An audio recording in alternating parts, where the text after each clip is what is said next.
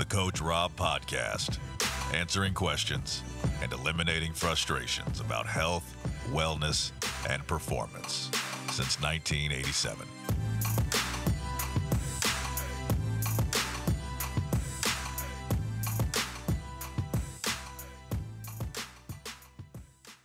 Well, welcome back, everybody, to the Coach Robb Podcast. I'm very excited for this month's guest here on the Coach Robb Podcast, Meet the Guest.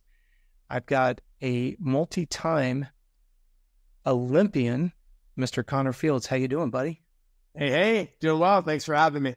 I know you're extremely busy. We're going to get a little bit into what's keeping you busy these days, doing a lot of jet setting, doing a lot of TV time, and I'm excited to share with everybody what you're doing now in the next phase of racing. Where are you at today? Where are we talking at? I'm in my house. I'm sitting here in Las Vegas, Nevada. All right. So you finally got back home, got out of your suitcases for a while? Yeah, they don't ever get too comfortable on the shelf, though. They're always ready to be grabbed. It goes without saying, I've had the privilege of working with you at multiple different levels and at different times over the last, 5 to 10 years here. And I'm always amazed whenever we chat, even like this podcast here, we had to push it back a little bit just because you were traveling so much. Where did your last trip take you to? Oh, that's always a tough question. I feel like it's one of those things where like sometimes you sit at baggage claim and you're looking up at the monitor. You're like, where am I again? Where am I coming from? That's how it goes. But no, I think most recently I was at a wedding, so it was a trip for fun. It was a personal trip. But before that, lots of stuff in the BMX racing world, as well as filming for my TV show. I work for PBS. We'll get more into that in a little bit, but doing all sorts of travel for that. No, I love it. Well, speaking of travel, and I always say this at the beginning of the show, as I try to give a little bit of background on our guest, I always have to take my eyes off the camera because I have so much to read. And when I go through, just to give the listeners a little bit of background with Connor, I want you to realize that, like, if I were to go through all of the achievements from when amateur racing and became like serious racer all the way up, we'd sit here for the first 30 minutes of the hour show and go through accolades. And I know you don't like to hear me say that, but what I'm about to go through is a very abbreviated, but you're going to see how heavy this resume looks. First and foremost, what I think is pretty impressive is Connor turned pro. Golly, what year was that? Was that 2011, wasn't it? We could get into that a little bit if you want. The rules were a little different back then. There was it was right as the BMX racing was coming into the Olympics. So there was a number of different governing bodies that you were under, whether it was at the time ABA, the American Bicycle Association, and then the UCI, which was coming in because now it was going to be an Olympic discipline. So I turned pro with the UCI in 2009, but I was still racing amateur in ABA, American Bicycle Association, which is now USA BMX. I turned pro with them in 2011. Okay. So 2009 was my first pro race. It was a week after my 17th birthday. I was a senior in high school. It was a World Cup, and I literally left school on Wednesday, went to the World Cup. I podiumed, snuck into the bar, afterwards, and on Monday morning I was back at school. So that was the first one. I absolutely love it. Well, and as you guys just heard, at 17 years old, right? Think about what we were doing at 17 years old. Not many people were on the world stage, and we'll get into what that really means here. Even if you don't come from a BMX background, we'll shed a little bit of light on that. What I do think is really cool, and we're going to go through a little bit more in the results, the entire 9 years of Connor being a pro, he raced for Chase Bicycles, which also has an affiliation and a relationship with Fly. If I'm not mistaken, the Monster deal, that was your own, right? For your entire pro career? Yep. So Chase Bicycles became a brand in 2011. Okay. And I signed on with them like simultaneous to signing my pro paperwork. It was kind of at the same time. And then I raced every lap of my pro career from 2011 through 2021, with Chase. And then I signed a lifetime brand ambassador deal afterwards, which is cool. And then I signed on with Monster in 2012. So right around the same time when I turned pro. I love it. And for some of you who may not be familiar with these types of ambassador deals, the things that Connor just articulated is not typical. You very rarely hear somebody that wants to do a lifetime brand ambassador deal. And again, as we get through the next hour, you're going to get a better chance to see Connor's integrity, his personality, and you're going to see why these opportunities are here. And Connor, again, I want to say thank you for being on the show, because we do have some parents of some young athletes, and they're trying to figure out how to navigate to get from where they're at to where you got to. And then we have people who've been through a lot of trials and tribulations, and I'm looking forward to sharing some of yours. Something that I want to continue down this path, what a lot of people may or may not realize, and I'm going to go a little bit deeper than maybe Connor's going to be comfortable with, but I want to give just a little bit of breadth of what this guy has been able to do. I refer to him as a legend. He doesn't like me calling him that, but I call him every time. I'm too young to be a legend yet. Well, in my 40s to be a legend. Well, that's okay. I'm 56, so you're always going to be that young guy to me. But what you've accomplished at such a young age is so impressive. Back in 2011, this guy raced the Pan American Games. He went 161 for third overall, and I've got some questions for him if you know anything about racing. Coming back. Are you referring to the Pan American Games at Guadalajara? Yes, sir. So what you're looking at there is the qualifying motos, not the final. What did you do in the final there? I won. That's what I thought. Okay. Yeah.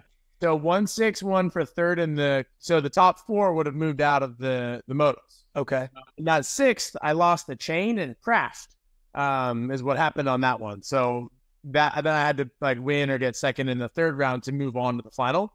Yes, sir. And I was bloody. I have the jersey on the wall, and it's all covered in blood and dirt. But I ended up winning that race, and that was my first major international win in 2011. And the reason why I brought that one up for the listeners and the sake of the listeners is you're going to see kind of a trend and a pattern here all the way up to his last race. And I can't emphasize enough, when Connor and I speak off the record, we do some work with some athletes together. One of the things I always say is it's amazing what people can do through adversity, especially when they're not expecting it. And you'll even see me on social media. I'll say quite often a true champion gets up one more time than they get knocked down. But when you see the mental tenacity of someone that goes 161 and it's not their fault, that's a completely different characteristic than just had an off race, which we're going to get into here. When we jump over to 2012, this is the first of 3 appearances that Connor's had at the Olympic level. That year in 2012, the Olympics were in London, where he picked up a 7th place. Also in 2012, one of 9 appearances at the UCI World Championship level. He picked up first place in the time trial there in 2012. Did it again in 13. Did it again in 15. And you can see out of 9 appearances, it's pretty amazing between the World Championships, the winnings. I'm going to go back here. We talked about 2015 at the World Championships. He moves on to 2016 for his second appearance at the Olympics. Doesn't just go there. He just goes and stamps a gold medal. First time it's ever been done in American history that we won a gold medal at the Olympics. We fast forward another 4 years, his third round of Olympics. And Connor, I was talking to you before we went on the show here tonight. I only have one other friend that's ever made the Olympics 3 times, and that's Hunter Kemper in the sport of triathlon. And speaking with him, I've never met somebody that's such a mental monster. And the idea that you've been on that world platform 3 times we're going to dive into some of the nuts and bolts here. Yeah. 2020 for Connor was the Summer Olympics in Tokyo. And unfortunately, 2021. It was postponed, remember? It was postponed. That's right. 2021. Thank you so much. And unfortunately, that round of Olympics ended up, for Connor, ended up with him being taken out during a qualifying race and was severely injured. And Connor, I'm not going to dig deep into that. I'm going to let you kind of elaborate as to what happened there. I'm always going to keep it top level, not that it's confidential information. But that was your third and final Olympics. Would you like to elaborate as to the magnitude of your injuries there? Sure, absolutely. I also think, at least for the story, for the arc, so people can understand if you're not familiar with BMX racing. Yeah. You mentioned I got 7th place in London in 2012, but I was actually the number 1 qualifier, number 1 seed in the final. And for all intents and purposes, I was the favorite, the betting odds favorite. I should have won. The final thing that if you go on YouTube, the NBC commentator, the final thing that they say is, I'm going to put my money on Fields. Mm. And so then I just for lack of a better way to put it, I just blew it. I choked, right? I was 19. I was a kid. I just graduated high school the year before, and now I'm, the number one seed in the Olympic final, right? And not really anything you can do to prepare yourself for that moment. So that was tough, right? So then bouncing back and getting it done in 16 meant even more after that. Absolutely. But then, in Tokyo, after, a year of uncertainty that everybody was dealing with, whether it was health concerns, finances, job, how am I going to train? My gym's shut. How am I going to ride? The track's locked down. My entire event calendar is blown up, and then with the Olympics being a major international competition that quite literally every country in the world competes in, it's a little bit more than just organizing a race in a state that the laws might allow you to organize a race at that time, right? It's a bit bigger of a deal than that, right? And then Japan, to make it even worse, where the Olympics was one of the most strict countries in the world, and they're a small island. So they were like, we don't want all these people coming here. So that was a tough year to go through for, all parties involved. But eventually we get there, we start racing. I advanced through the quarterfinals, number one seed.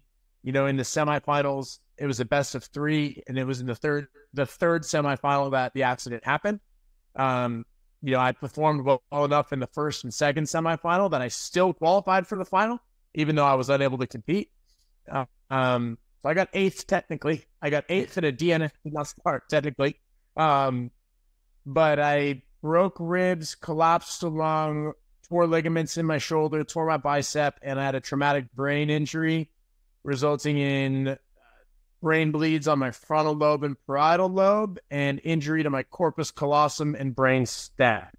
It was very close to just being dead on impact. Face first into asphalt at 35 miles an hour.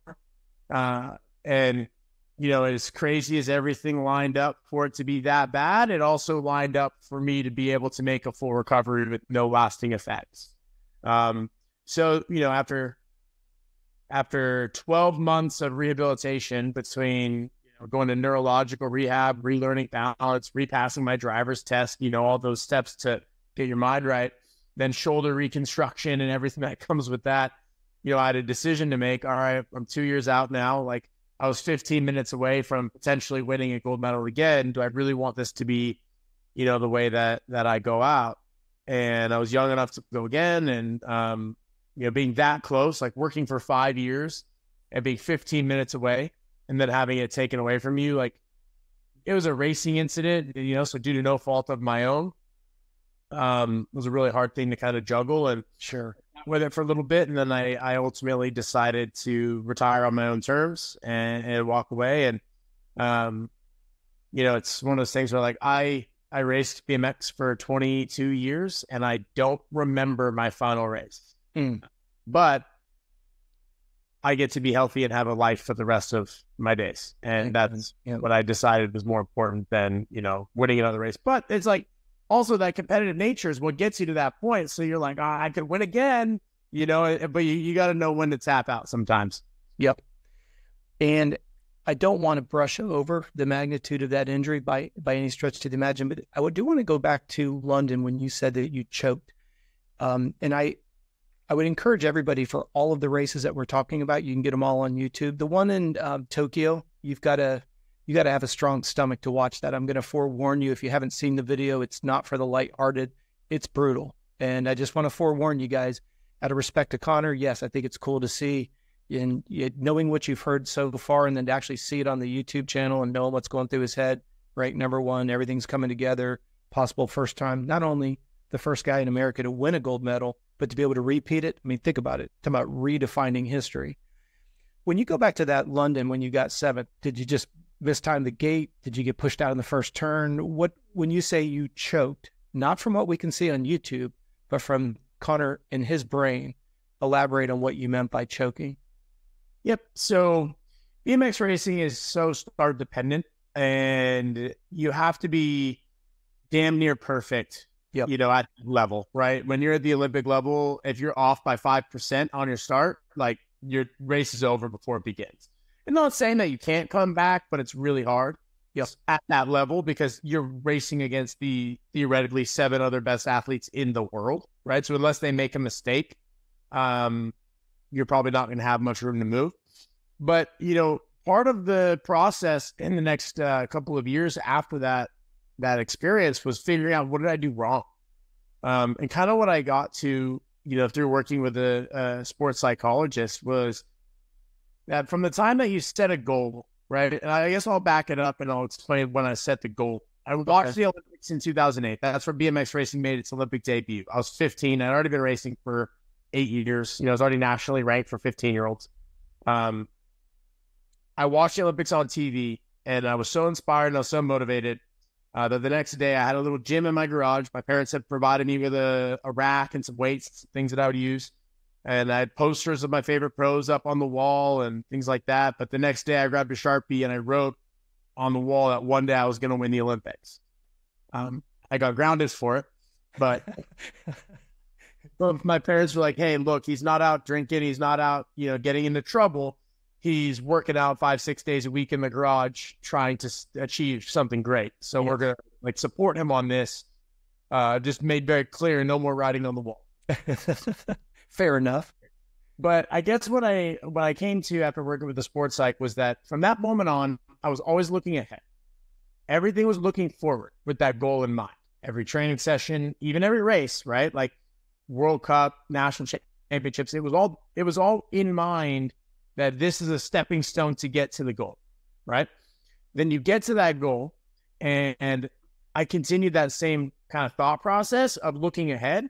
And so I'm sitting there behind the starting line for the Olympic final, thinking about how great it's going to feel to win and how I'm going to be, the first American gold medalist. And I can't wait to get home and party. And I continue to look forward instead of being focused on the moment and just doing all of the steps that were going to give me the best chance of success, executing at my best, having my best start, hitting my marks, focusing on myself, tuning everything out, like the things that are going to help you to do that. I continued that process of looking ahead.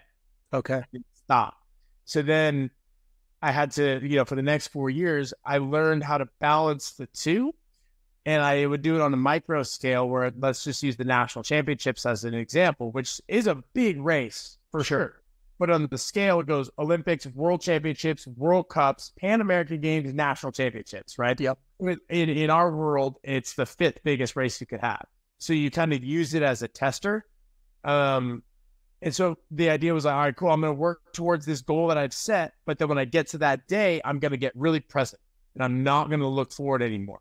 And so I continued to use those other events as, I guess, mental training to hone my mindset, hone my mental game to where when I got to the day of the Olympics, which there's nothing you could do to prepare yourself for, there's nothing similar to it. So I could use all of these as mock races, but there's no such thing as the real deal. And that I would be in the best mindset, have the best chance to just execute on the day. And so that was, really what those 4 years were about. And then all the work paid off on the day. Without giving away all of your secrets, because I know you do a lot of mental coaching. For those of you that follow us on the moto side of things, Connor's very influential on the moto side, as you can tell here, even early in our conversation. Mental edge. Would you mind elaborating only on what you're comfortable with and sharing? When you're on that gate, how did you stop yourself? And I'm sure this didn't happen the day of the Olympics. I'm not insinuating that, but how did you practice saying, okay, let's not get caught up in the next 5 races that are coming up over the next 3 months? How did you get yourself to say, okay, I'm on the gate right here. The only thing that I can focus on is what is immediately in front of me for the next 40 seconds. Well, I guess how did you do that? Come to mind. I don't mind sharing. It's one of those things where, why hold it secret? It's not like I've reinvented the wheel. It's not like I have some proprietary thing that nobody's ever heard of before. Sure. But I think that I hate when people gatekeep that stuff. Amen. It can help someone. Yep. The 2 things that come to mind. So number 1, I read a book that was suggested to me called The Way of the Peaceful Warrior. Okay. I've never heard of it. It's a good book. And in that book, there's a quote, and the warrior asks himself, where are my feet? And that's a way of bringing yourself back to the present moment. You can use it in any situation, whether you're stress at work, you're at a race, the gym, whatever it is. Where are my feet? My feet are right here. There's nothing else that I could do except for be right here, right now. So when I would go to other places, or I would be racing in Texas, thinking about the race next week in Florida, I would just literally, like, sometimes out loud, ask myself, where are my feet? My feet are here. This is all I can do. Okay. And then the second thing out here, this is something that was taught to me by a psychologist, was it's okay to go there. Just make sure you come back, right?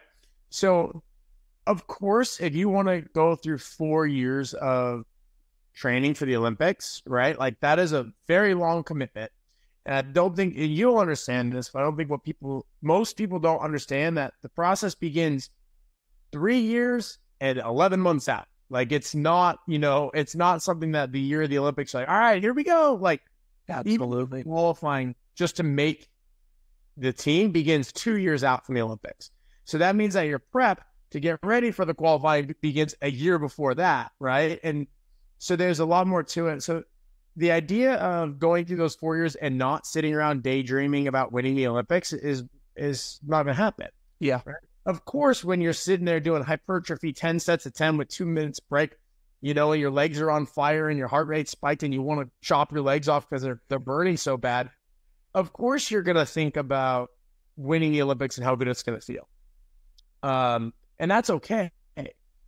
Go there. Just make sure that you come back, right? And so you have to have those goals and those visions and see yourself on the podium, see yourself holding the plate, see yourself doing that. But come back to where your feet are right now, right? And that's what I didn't do looking at what happened in London at my first Olympics. I was on the starting hill thinking about the after party, and I didn't come back to the starting hill to execute my start. I was still at the after party when the gate drops. That makes sense. Now, for those people who follow us in the moto world, this is exactly what McAdoo's wife said to him: be where your feet are. Do you do any work with McAdoo, or is that just a coincidental thing? Great coincidental. I like him. Great guy. Christian Craig's the one I've worked with the most. And then Avery Long, who's going to be coming up in the next year or two. He just tore his ACL about 6 months ago, 5-6 months ago. But he won 450 on Pro Sport, I think, at Medios. Okay. Right before his injury. So he's coming. And then Luca Marsalisi as well, who's made himself a main event regular on the East Coast this year. Nice. And Avery, he's on the NSA Yamaha team, correct? Yep. Okay. Yep, that's what I thought it was. Good family. I root for him. Now, again, I don't want to kind of breeze through all of this. When we look at the trials and the tribulations, and you go back to like even the Pan American Games, chain breaks, you still have all these rankings and stuff like that. One of the things that you brought up several times, even early in our conversation here, is it's literally impossible to do a race day simulation where you can put that much, I hate to use the word pressure because I don't really believe in pressure, not in a non-traditional way, but that's outside the scope of what we're talking about today. But what would you recommend for somebody who is maybe a parent that has a young athlete, or maybe somebody that's 15 to 18 years old and they're kind of in that sweet spot of really hitting it big time? What do you recommend to athletes? What do you recommend to individuals? What would you recommend to parents to help them how do you create an environment that's literally impossible to emulate? Yeah. So I think the first thing that I would say is, like, you have to understand that it's impossible to emulate the exact thing, right? Yeah. So if you go into it thinking I'm going to create the same environment and make everything the same, like, you're going to fail before you begin. But you can work elements of it, or you could work pieces of it, or you could work at a higher rate between, your average day of training and then the biggest event that it is for you. You can find a sweet spot somewhere in the middle to get closer to it. Right. So I guess one of the things that evolved with me and my training and my program over the years was I continued to make each individual day as high level and high pressure as I possibly could, to make race day not seem like it was anything more than or greater than just a normal Tuesday. And obviously there's always going to be those extra elements, right? Because on Tuesday, we're not racing for thousands of dollars, right? There's not somebody trying to kill me on Tuesday. Yeah. surrounding myself with other hard workers and training partners was a really big one, and people who they viewed it the same way as I did. And we all brought different things to the table, but we just pushed each other. We worked hard. I mean, I had some of the biggest fights that I ever had with some of my best friends in training because we were pushing each other. But on race day, I'm rooting for him and he's rooting for me just as hard as possible, Absolutely. Doing other things like creating scenarios where we're going to do a mock race this weekend. We're 2 weeks out, so we're going to do a mock race this weekend. And, loser buys lunch, and it's just something as simple as, a little lunch bet that ups that ante a little bit. Absolutely. Or figuring things out, or just continuing to push and make everybody it's like that iron sharpens iron mentality. And then really just supporting each other through it, right? Like we all understand, and again, this is a lot easier as you get older, but sure. We all I'll preface by saying it's easy when you get older, but that's why when you're dealing with younger athletes, it's so much more important for the coach or coaches to set the tone. Yep.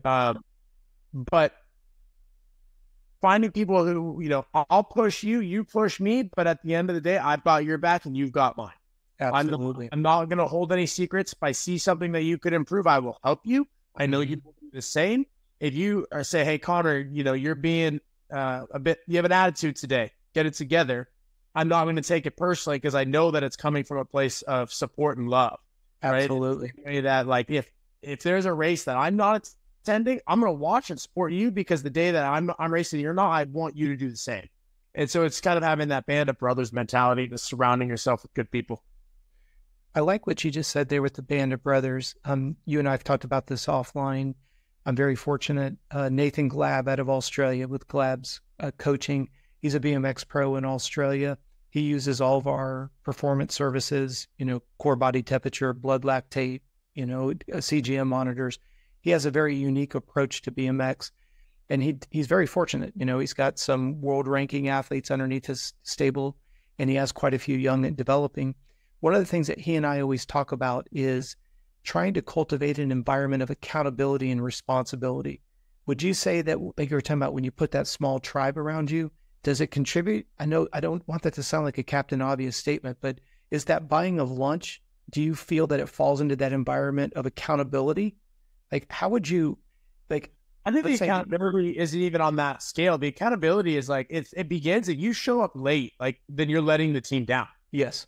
As simple as that. If you show up and you brought a snack and you didn't bring a snack for the crew, you didn't show up, right? Like, it's something as simple as, if every day when I brought a power bar or something, I would bring extra in case somebody needed one. Certainly.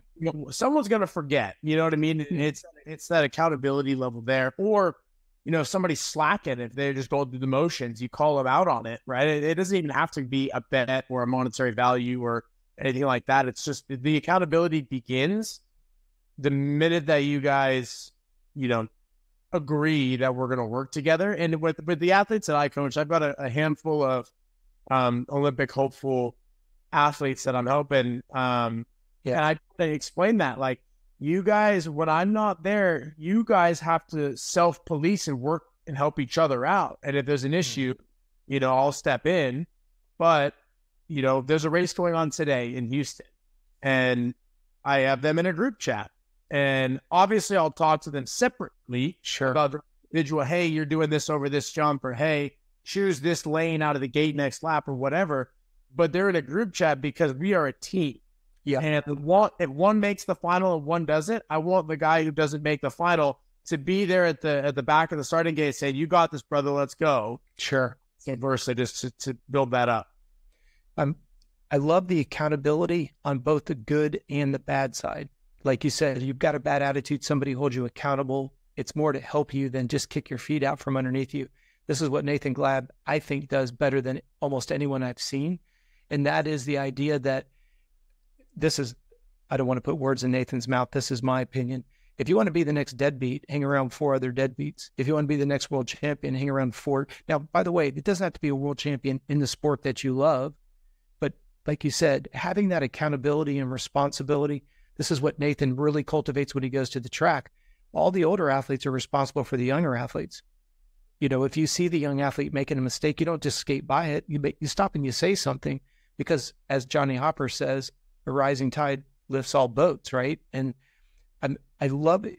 Did you refer to it as a tribe? Is that how you said it? It's kind of like your posse's all together? Yeah, and we didn't have a word for it or whatever. Okay. You know, it's just a crew, or, you know, however you... Yes. But, Well, I just think that crew mentality where it's about the accountability. Hey, you're doing a good job, or hey, you're being a total pinhead today. But the end result is still everybody wants to get the best out of each other. And that, I do agree with you. It seems to be it's more, as long as I'm the superior one, everything's cool. But as soon as you bridge that gap, all of a sudden I don't want to be friends anymore. Didn't sound like that you guys didn't work in that environment. It was everybody was trying to push each other to that next. How many guys were in that crew, would you say, on a regular basis? It rotated over the years, right? Okay. In the beginning, I was the young pup, and a lot of this was cultivated by my coach, the teachings that he taught me. But Sure. Young pup, and then I became the older established rider, and like now, you know, one of the favorites for the next Olympics. He's an Australian kid. He took my spot on Chase. Okay. I've known him, and he's been part of the crew since he was 16. You know, he's 23 now. But you know, you're seeing the rewards now of what he learned and experienced when he was a younger athlete. But what I will say, just because, you know, right now it all sounds hunky-dory, but what I will say is this. There was always a strategic, unspoken hierarchy, if that makes sense. And that was the coach designed it that way, because he's not going to bring in like my biggest competitor. Like that's never going to work. Yeah. He would bring in the young pup to nip at my heels to push me, and then he could chase me and learn from me. Right. And then there would be the old savvy vet who was good, and he was good enough to push everybody, but we all knew that he was never going to take my spot. Yeah. You know what I mean? Like there was a little bit of like organization within the team, but everybody just wanted the best for each other. We luckily, I mean, I don't think it would have changed because we had a good relationship off the track too. But it never happened where like somebody got like pipped in the hierarchy and then we had to see how that worked. Right. Sure. We didn't know, like I got beat. Sure. Everybody got beat sometimes, but we didn't have to deal with that. But you know, on top of that too, it's one of those things where like the relationships didn't end when we left the track. Like we were all going out to dinners together, you know, off the record, we were going to the bars together. I mean, you know, the relationships were there. Like these were like, they're your brothers, you know? Yes. We've got stories on the track and we've got stories off the track, you know, and that's the where it all stems from. The thing that I like about the conversation so far today is, yeah, you're there doing physical work, but there's that, I think, until you get to the tip of the spear, people don't realize how much that mental integration of perspective, outlook, accountability, go there with purpose, go there prepared, go there looking out for others. Like you said, it was you and 5 other guys. You brought 6 power bars or 10 power bars, because that you may be that guy one day that just, you thought you threw it in your bag and you didn't. And you're like, hey, thanks, Tim. Thanks for bringing me something. You know, I forgot mine. I think that goes a long way. But when you start getting into that elite level, all of a sudden you start to realize how powerful the mental aspect of it is. And that was one of the reasons why I was so thankful that you agreed to come on the show, because what I find one of the most enjoyable parts of my job is how many people will reach out. They're in a dark part. They're in a dark spot, and they'll reach out. Hey, how did you get through this? As many people know, I was married for 25 years, went through a very long, lengthy, painful divorce. I can't tell you how many people will reach out and say, how did you fill in the blank? How did you not get bitter? How did you not become an alcoholic? But when you're dealing with elite level performance, that's why I was so thankful that you'd be willing to come on, because whether you're getting ready for the Olympics and you're overcoming, your chain came off and you've got to get it back together, it requires that ability to hit reset, refocus, and then execute. And I always say, in Connor, I have to give you credit for this. How many times you've told me, it's like, hey, on race day, thinking stopped and it's all about execution. Like you said, you just didn't execute on the day and you ended up with 7th. And it's crazy to think that the average person would be, of course you're not average, but the average person would be thankful to make a round of Olympics. You're irritated that you didn't win it. And again, it just shows the difference. You know, that's why we say there's champion and champion habits. There's champions and champion mindset. That's why I wanted to have you on today talking about that mindset. There's on that same note, people ask me about the Olympics. I always like to explain there's two different kinds of athletes. Yes. There's the athletes that making the Olympics was their, right? Now, if you think about every sport, every team, whether it's field hockey, swimming, whatever it is, if there's 20 athletes that are competing or 30 athletes, BMX is 32, or they're in, let's say field hockey or a team sport, water polo, say there's 12 teams. Sure. Of all those teams, there's some that absolutely know that they could do their best, and their best is 10th place. Like, they're never going to go better, especially if you're in a time sport like swimming or track and field or javelin, shot put, measurable, tangible things. Yep.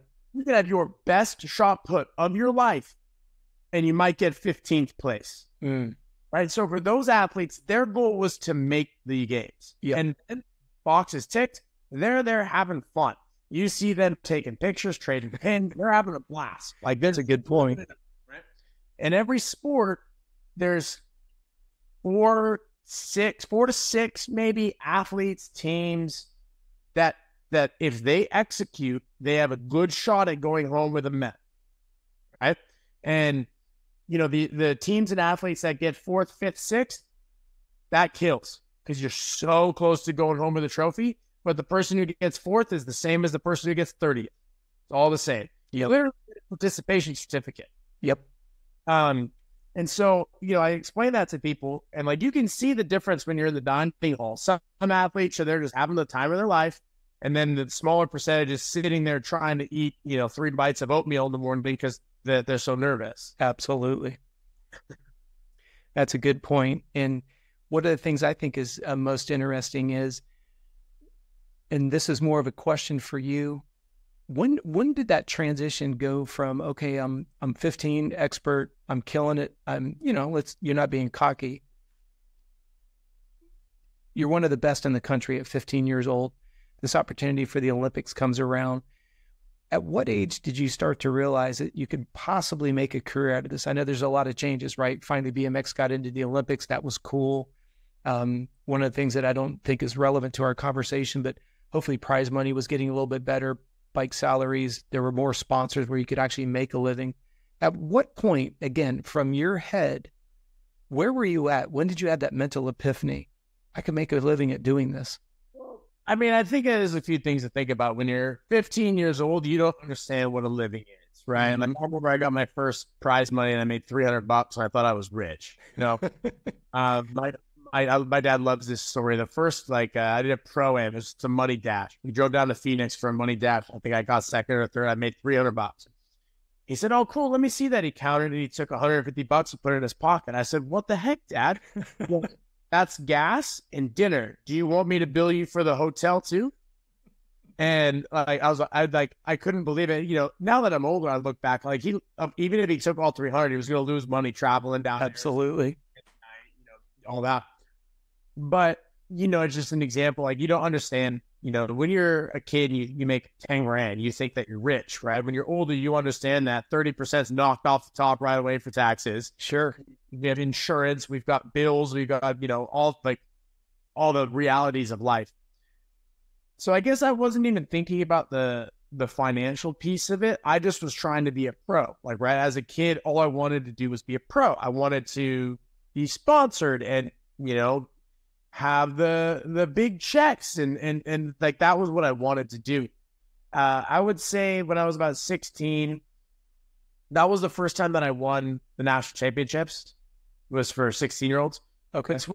Between the ages of 8 when I started and 15, I was good, not great. I would never have been the one that they circled and said that's going to be the guy. I was always a couple places behind the ones that were circled saying that's going to be the guy. Dipping at their heels, chasing them, trying to catch up. 16, puberty hit. I was taking it more seriously earlier than other people. That was when I kind of was like, all right, I got a shot at this. And then when I mentioned it earlier, my first ever World Cup. My very first World Cup was 2009, the year after the Beijing Olympics. And I got 3rd place there, and I beat the Olympic silver and bronze medalists who were American at the time. Wow. They were 25, 26 years old. And I did that in my first try.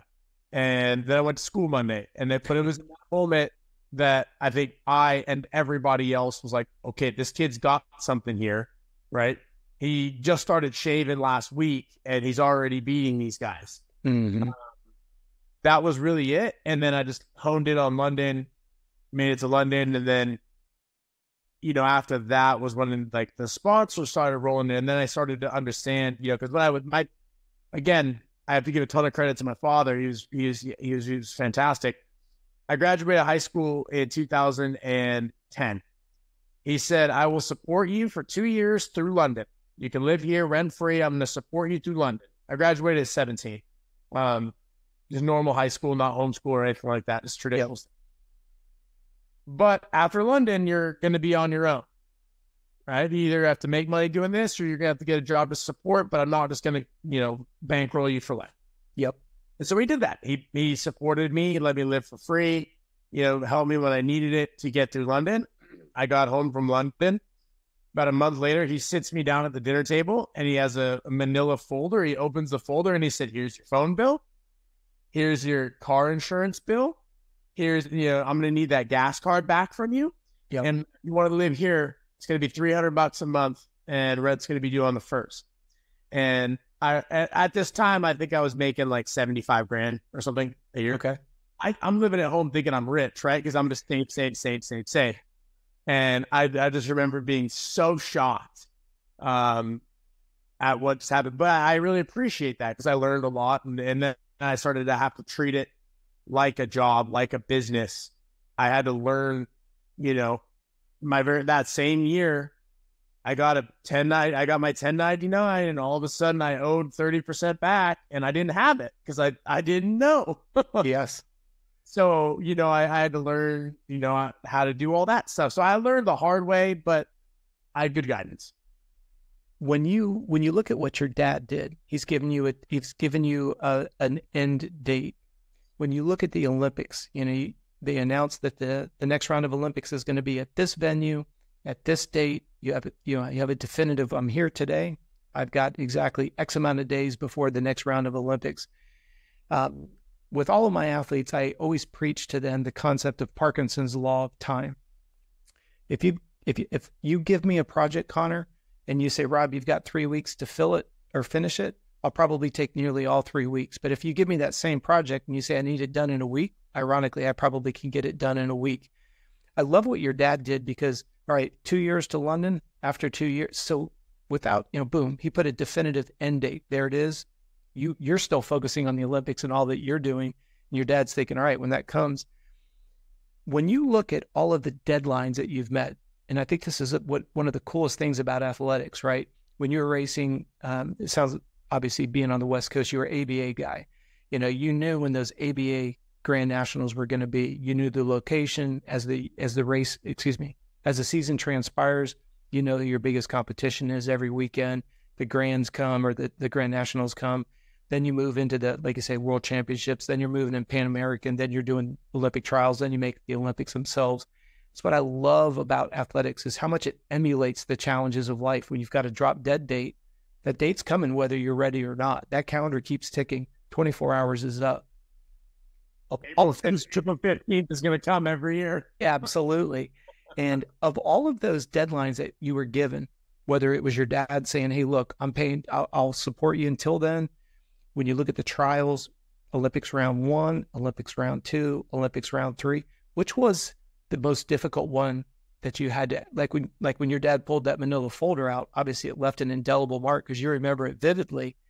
Of all of those hard deadlines that you had to meet, which one do you think was the most difficult one to achieve? Because it's easy on this side to go, hey, you made 3 rounds of Olympics. Awesome. That date came, we go to YouTube, we watch you perform. Great, good job. Which one was the hardest for you to get ready for? It's hard for me to pick one because they were all challenging in different ways. Okay. London, my very first one was challenging because it wasn't challenging. It came easy in some ways. Yeah, okay. I worked hard. I had a gift and I started winning way sooner than anybody expected, right? But having to navigate what that meant when I wasn't equipped. I was 18 years old during most of the qualification process. I was living with mom and dad, just graduated high school. You know, I didn't have the tools necessary to deal with how quickly it ramped up. Yeah. Going from, 2 years ago, I was literally racing amateurs, eating hot dogs, hanging out with my friends, watching the pros, right? And then, you like blink, and all of a sudden now I'm getting phone calls from Sports Illustrated wanting an interview, or I'm in New York City on the Today Show. And like, it just happened so quick. And I was in a whirlwind, essentially. Sure. So that was challenging in that regard. And I don't think I even recognized at the time that it was challenging. But looking back, I was going to think to myself, because I talk to like 18-year-old kids now. I'm like, I was doing I was doing that when I was your age. Like I look back, I made some dumb comments, said some dumb things. Like I was 18. Right? Yep. But physically, that was the easiest one because everything just happened really naturally. Rio was hard because everything was going great. And then April 1st, April Fool's Day of that year, I broke my wrist. No. I broke my skateboard and it went avascular. And I had to have a bone graft. Missed Olympic trials, missed most of the training. I only had 8 weeks to ride before the games, and my wrist was still technically broken at the games. So physically, that was the hardest. Mentally, mentally it was the hardest during the injury, and then during the competition, it was the easiest because I was just happy to be there. Sure.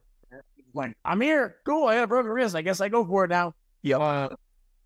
And then with Tokyo, it would have been a lot easier, I think, because I had so much more experience. I was mature. I was 27 years old. Like I have, the life experience just makes things more manageable. Sure. I also understand that if I win or if I lose, the sun comes out tomorrow, which I didn't understand when I was 19. However, that was when COVID got thrown in the mix and having to navigate that. Is the Olympics going to happen? Is it not? How are they going to do qualifying when there's no races? Like, all of the things that came with that challenge. So they're all challenging in different ways. So it's really hard for me to pick which one was the most challenging. That makes sense. Yeah. With that being said, when you're overcoming these types of these adversities, some of which are obviously, when the whole world shut down, I don't think many people put into perspective, you just trained for 4 years of your life, and either A, it's not going to happen, or B, it's going to get pushed out. And it's not easy to take that peak fitness and just bump it out another 4 to 5 months. I don't know that everybody understands the scope of that. That's called periodization in the fitness world. And it wasn't even 4 to 5 months. It was a full year. Exactly. The only reason why I was saying 4 to 5 months is the idea that, let's say that they go ahead and they push out another date. You've got to kind of reset, do another rebuild. And people just don't understand. It's not like, hey, we could just reschedule this and everybody's going to be perfectly fit 12 months later. It's so much harder than that. When we zoom back out, obviously you've had a lot of success, tremendous amounts of success.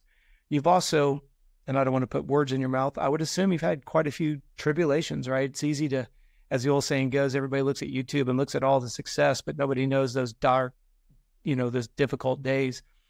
What was the most disappointing race for you out of all of the ones that you've had, from obviously the three Olympics, the biggest platform that anybody can relate to, all the way down to maybe, your disappointment getting beat at the local track for the first time?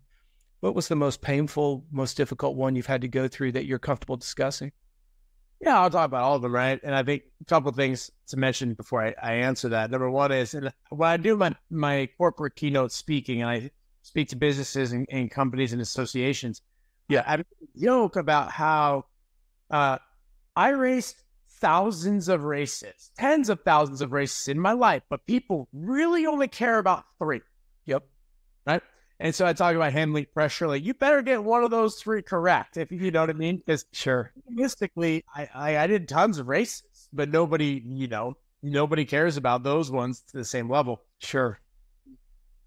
But as far as like the hardest one, I say hard, but like people ask me, would you change? What would you redo? Would you rerun any races? And the answer is no, because I like the way everything turned out. Okay. Sure. If you could guarantee me that you change the result of this one race, it doesn't have a butterfly effect and it doesn't change anything else, then absolutely. But I genuinely believe that each race happened and it continued to shape me into the athlete that I was, which continued to shape the career that I was able to have. So I wouldn't change it. London was hard because it was a big letdown and I had nobody to blame but myself. But the hardest race, which actually kind of ended up being the best race at the same time, was 2014 UCI World Championships in Holland. And as I had mentioned before, I was really working on honing in my mental game. Mm-hmm. The years before, 2012 and 13, I won the time trial world champion. So I was coming in looking for a three-peat in that. 2014 was the worst season that I had as a profession. For whatever reason, it just was my worst results that I ever had. Okay. So I had a real rough season up until this. I got ninth in the time trials, not even close. Had a huge mental breakdown that night. And, barely got any sleep. And then the next day, I actually was talking to my mom, and it was one of those nights that like I didn't need sports psych. I just needed my mom to tell me that, it's going to be okay. I love you type thing. Sure. And that next day was the absolute best and most mentally sharp I think I have ever been. Coming in as the 9 seed, I won my qualifiers, my quarterfinal. I won the semifinal. I was the number 1 seed again in the final, very similar 2 years later to what happened in London. This time I executed the start. I was out in front. I was at the halfway point, and I got taken out by the guy behind me. And when in the blink of an eye, I make the joke. I entered the turn with $100,000. I came out with $300 and a broken something, whatever it was, finger. And, it happened so fast. And it was like the most devastating, soul-crushing loss you could have. It was also my arch rival who took me out and won. There was like layers and layers to why it was so painful. Sure. Now, I'm sorry, Connor. This is after a bad 2015 at 14. going in 14. 14. Okay. Horrible first half of the season in 14. Gotcha. World in July. That was when it happened. Horrible event. However, that race made me believe that I could get in the big final and execute. That race made me believe that I could do it. Even though I didn't cross the finish line, I was literally halfway there. And that like mental learning from that event, I didn't realize it till later, but that's what kind of turned the career back on track and ramped everything up from then on pretty much. So it's like, of course, I wish I would have, covered the inside a little more of that turn and not been taken down, but I learned so much from it. If we could pull that computer chip out of your brain and print out all of the thought processes, when you say at that point, that's when the big momentum shift took place. Looking back at it so many years later, what does that actually look like? What does that consist of? I would say that race is what taught me that, like, I could control my mind and my thoughts weren't going to control me, because I shifted from the night before having a big mental breakdown, which typically, historically, that would have been it, right? I was toast. Rest of the event, I was going to be done. However, I flipped it around and went from having one of my worst days to having my best day. And all just the shift was within myself. Nobody said anything. I mean, my mom said stuff, I'm sure, but I did it. And so what really taught me was I can control my mindset. I can control my thoughts. And that was the big learning piece. And so then everything I did moving forward came from a standpoint of I'm the captain of this ship. I'll point at whatever direction I want to go. That doesn't mean I don't have challenges or didn't have challenges and didn't have times where it didn't go well. But that learning, I guess, stayed with me.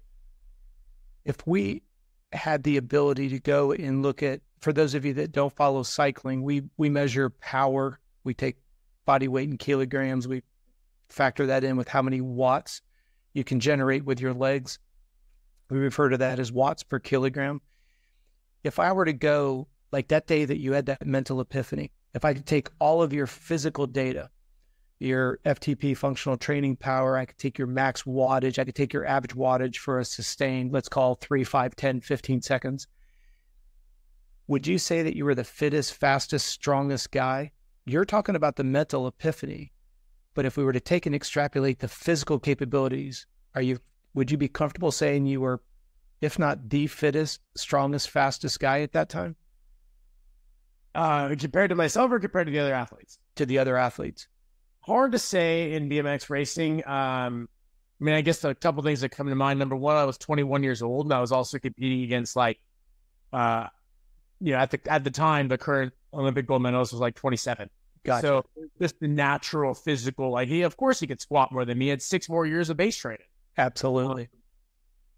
I was young, right? Like I look at pictures of myself there and then pictures of myself in 2021. I don't even look like the same person. Yeah. Right. I don't think that was, but then on top of that, BMX is a weird one where like sometimes the best guy isn't on paper the strongest, but his efficiency of transferring what he has physically through the bicycle is better than somebody who might be physically stronger, but they lose on their pedaling technique or they lose on their starting technique or however they ride the bike. I don't know if I ever would have been the fittest if we did strictly off the bike testing. Yeah. But I also think that was a mistake that a lot of trainers in our sport and in a lot of sports make is they get so focused in the lab and the off the field of play stuff that they lose sight of everything in the lab and everything in the gym and everything off of the field of play or racetrack or whatever you're doing is meant to be a supplement to make you better at what you're actually trying to do.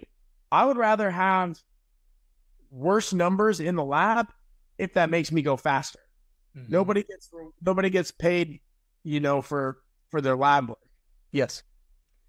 And the reason why I wanted to ask you that question is I want the listeners to understand that the entire time you were talking about that breakthrough race, it was you speaking with your mom, having a mental meltdown, and then having that mental epiphany. Never once did you talk about fitness. And I think so many people, they underestimate how powerful mental capacity is. And I know you're the guru of it. I know you've really got this down to a science. I know you've helped so many people.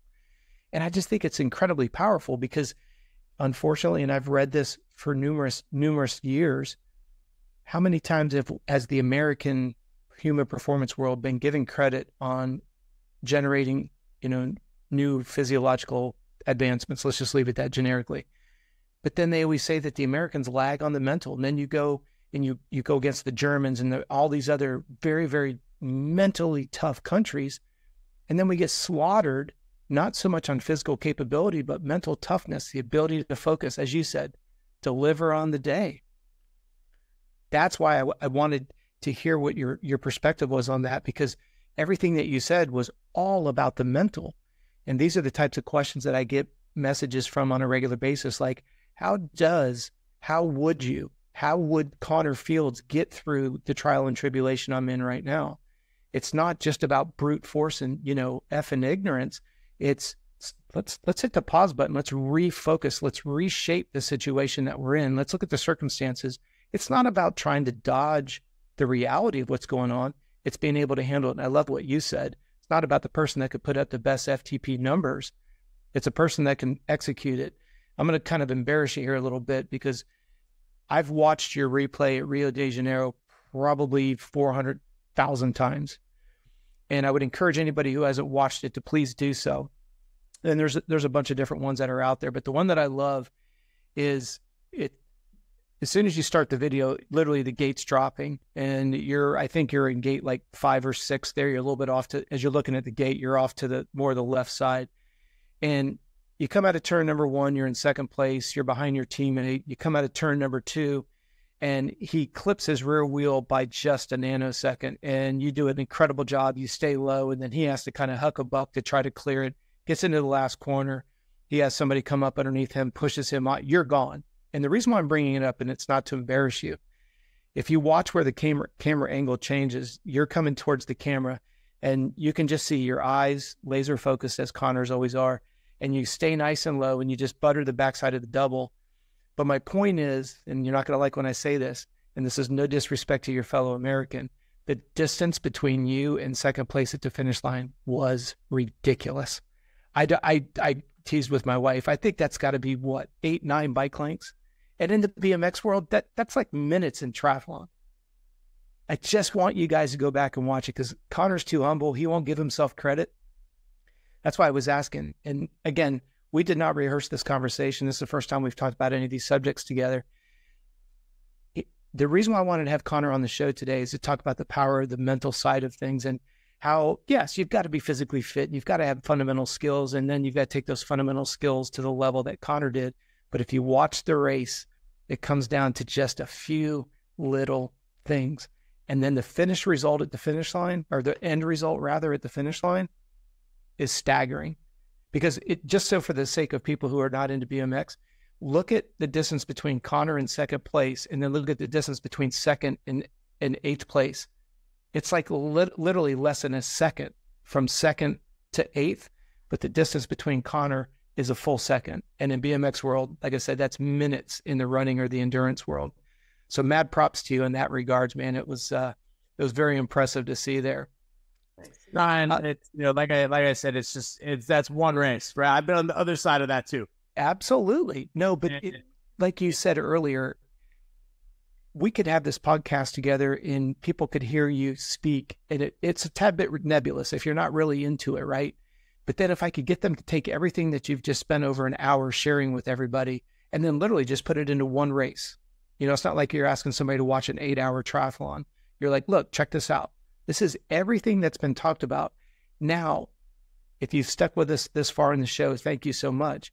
Do me a favor, and let's go back to the beginning of the show, and let's go through all of the highs and the lows. I only recapped some of the high-profile races, right? The 3 Olympic being present at 3 different Olympics.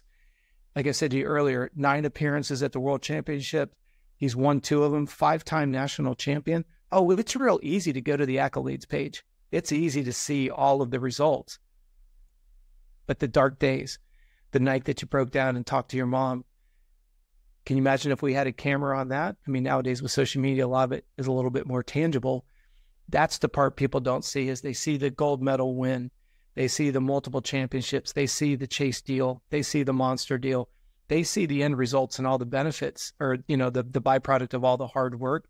But the emotional highs, the emotional lows, the rebuilding, getting injured. What is it with that little scaphoid bone? Every time somebody talks about it, what a nagging little bugger that one is, huh? Yeah. Oh, yeah. Does it still bug you to this day? I don't have full range of motion. I can't go down. Okay. But outside of shooting and basketball, you don't really ever need to go down. Okay. Risk. Like, I can go back, which is what you want. Yeah. But I'm a righty, so my basketball career is still good to go. Good. Thank goodness. But I do have some a lot of subscribers and listeners who are numbers junkies. Only if you're comfortable with sharing the numbers. What's the max you've ever put out on the watt bike? Oh, the most I've ever seen, I don't remember the exact, was 25 something. Right. For those of you who don't understand, 2,500 watts is like almost superhuman. Like, if you put it like in, for those, most people can resonate like with a Lance Armstrong and cycling. If Lance Armstrong's doing a 40K time trial, he might average on the high side 450 watts for 25K. 400 watts versus 2,500 watts. What's the most you've ever squatted? Well, going to the watts, you got to remember too, though, it's what we train, right? Absolutely. No, but I always like to put it in. I put it in context. I could hold 400 watts for probably 2 minutes, and then I'm tanked. Like it. But no, just when you say, just 2,500, it comes across like, well, the average guy could do maybe 23, but I could hit 25. No. That's ridiculous. Like snap cranks type power. Cyclists are going to come anywhere near that. But most elite BMXers have north of 25 watts per kilo. Yeah, that's incredible. North of that to get out of the starting gate. Most I've ever squatted was 415. Okay. I was always careful not to max out because there's no gain in it. I didn't want to run the risk of injury. Yes. I probably could have gone north of that, but like that's just a meathead contest where I would rather just protect my back, protect everything, and I did a lot of velocity based training. Everything I did was VBT. So I was always doing, moderate weights as fast as I could. Absolutely. And again, I hope for the sake of the listeners, you guys realize our questions aren't staged. And if you've heard me on previous shows, how many times have I said, why am I adamantly against squatting, clean and jerk, snatch? Because the average individual doesn't have the functional flexibility to do it without weight, much less with weight. As you just heard Connor say, I'm not going to do something and get hurt. That's the difference between, like you say, somebody who's good and somebody who's a great. Well, before I let you go, I'll add one thing as well. Okay. Something that I think could be helpful for the listeners. You view your body as a battery, and then you only have so much capacity, right? It's going to run out. What is the best possible use of this energy? And is the best possible use going to be squatting? And if so, is it going to be squatting heavy, squatting moderately, or is it technique work? What is the best use? Yeah. And so, for me with that battery, the idea of adding a shitload of weight, excuse my French, nope. It wouldn't benefit me. My energy would have been better used doing something else. Now, I'm a big proponent of squats. I love squats. I think they're the granddaddy exercise, squatting if you want to be strong, lower body, core, upper body, and then mentally too. Yes. And to back up, right? But you got to figure out what is the best use for you. And I will also add, one of my favorite things about being at the Olympic Training Center is you'd be in the gym, and there was a day that I was sitting there squatting right next to the Olympic gold medalist shot putter, who was like 6'6", 260, 270, just a monster. And he was doing literally double what I was doing. But then down a couple racks down the way were, high jumpers that were doing single leg pogos with just the bar. Like everybody was doing what worked for them in their sport and what they needed. And there's not a one size fits all. And you'd see some crazy stuff in there, but then they would explain to you why they did that. And you'd be like, oh, that makes sense. And again, Connor and I have not rehearsed this conversation. And for anybody that I work with, what's the number one thing I say to you on a daily basis? If you don't understand why you're doing the workout, we need to be talking, because I failed you as a physiologist. Every workout has a purpose, and that purpose is indigenous to you, getting you where you want to go from where you're at now. And you just heard it from a 3-time Olympian. You had mentioned earlier, Connor, that you're doing some TV stuff. I know you're doing some work with the Outdoor Network right there in Nevada. Yeah, it's with PBS. So they have a show called Outdoor Nevada where we go all around the state and highlight cool outdoor activities. That's very cool. It's fun for me because it's stuff that I do already. Hiking, biking, fishing, seeing waterfalls and different, things like that, as well as highlighting really cool people. I think our next shoot, we're going to be with a biologist finding desert tortoises. So, it's a really fun way to explore the state, do new things. And it's also very active and fit and healthy. And it combines a lot of the things I enjoy doing. That's your natural wheelhouse. Cause I know I see you and your wife, you guys like to hike and do all the stuff. So like you say, get paid for it. Is there any chance, and you may not be at liberty to talk about it, is there any chance we're going to see you on the 24 Paris Olympics as a broadcaster? You won't see me, but you'll hear me. Okay. Is that done deal? Yep. I will be commentating BMX racing and BMX freestyle. Fantastic, man. I threw that out there. Not sure if that was even a possibility. I know you've been in front of the TV, but we also know there's a lot of politics that goes involved with getting in front of that TV. And I know having an Olympic gold medal. Yeah. Well, and then again, the fruits of your labor pays off in multiple different ways. Yeah. I always like to end our show with some 5 rapid fire questions. Are you ready? Yep. What was the last song that you listened to? I know that you used to use music as a pre-race resource. What's the last thing you listened to on your phone? Well, today? Yeah. I went for a mountain bike ride earlier, so I was listening to some metal. I don't remember the exact song, but might have been something from Bring Me the Horizon or As I Lay Dying or something like that. Are you somebody that likes to keep up with like the latest and greatest music? Yeah, for the most part. I also, my favorite is still from the 90s. So that's all right. I get mocked because I'm still stuck in the 80s. I still have every 80 album I had in high school is sitting on my phone, and I don't have much else. If I gave you $100,000, what company would you start? Do I have to start a company or can I just invest it? Great question. If you invested it, what would you invest it in? I'm really safe with my stuff. I'm not risky. I'd probably put some in stocks, bonds, and right now you can get 5% in a savings account. So I'll take guaranteed 5%. Amen to that one. But I've always had this dream. So as I traveled around the world, I loved going to different coffee shops and cool like cafes and just kind of hanging out and meeting locals. Yeah. So maybe I would do something like that. Very cool. When you look at if I gave you 2 wishes, what would they be? More wishes? That's a good one. I don't know. I'd have to sit and think about it, right? Like, obviously, do I want to do it on a big scale? Do I want to solve world hunger or world peace? Or do I want to be selfish and, pay my parents' house off? It's all sorts of different things you can go with that. Absolutely. What's your favorite dessert? I got such a sweet tooth. I always said I was a fat guy in an athlete's body. I don't know if it counts as dessert, but I love donuts. Like donuts, right? And fresh, straight, hot and ready donuts is probably my favorite. Would you go did you say glazed? That's your go-to? I usually no. I like the more fun, exciting stuff. The specialties. Okay, so you're like a sprinkles kind of guy. Oh, if I'm gonna do it, I'm gonna do it. Okay. See, I'm a huge donut fan, so I'm pretty blasé. I'm kind of a chocolate glaze kind of guy, or maybe a Boston cream. So we're kindred spirits on the donut thing for sure.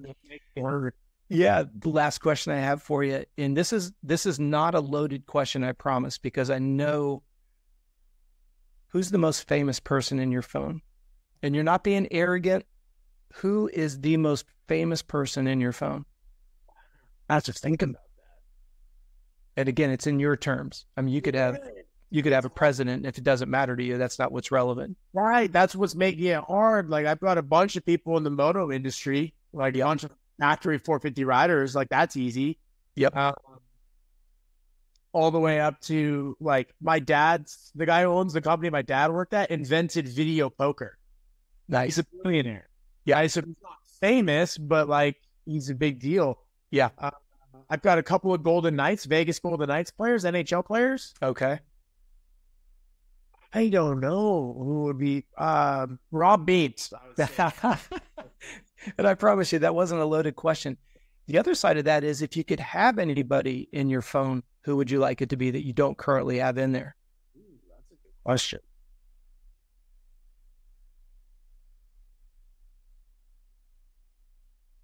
I'd have to really think about that, but it'd be somebody who I could learn from, because I want to learn. Somebody that I could lean on as a mentor to learn from. I think it would be cool. That's awesome. Well, man, like I said to you, I cannot thank you enough on behalf of all of our subscribers and listeners. You guys can go on YouTube and you can learn more about Connor and all of his accolades, but I really wanted to spend some time getting into how did this guy get to where he's at? How does he bounce back from so much adversity? Connor, if you wanted people to follow you, I know in the social media, some people are Instagram, X, where would you like people to follow you? Where would you suggest? All mine are the same, at ConnorFields11. Okay.